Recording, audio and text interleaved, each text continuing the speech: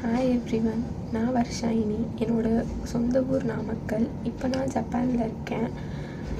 எனக்கு ஜப்பான்னா ரொம்ப பிடிக்கும். ஸோ ஜப்பான் வர்றது எப்படி அப்படின்னு யோசிச்சுட்டு இருந்தப்போ எனக்கு Chennai Fuji academy Senthil sir மூலிமா இப்படி ஒரு ஆப்பர்ச்சுனிட்டி இருக்குது. ஜாப்பனீஸ் நீங்கள் ஜப்பானில் கோர்ஸ் போட்டு படிக்கலாம்.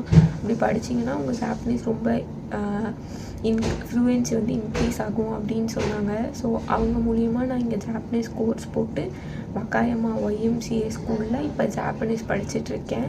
நான் 6 மந்த் ஆச்சு. என்னோடய ஜாப்பனீஸ் ஃப்ளூயன்சியும் கொஞ்சம் நல்லாவே இம்ப்ரூவ் ஆகிருக்கு. ஸோ அவங்க மூலிமா தான் நான் இங்கே வந்தேன். எங்கள் ஆப்பர்ச்சுனிட்டி ரொம்ப நல்லாவே இருக்குது.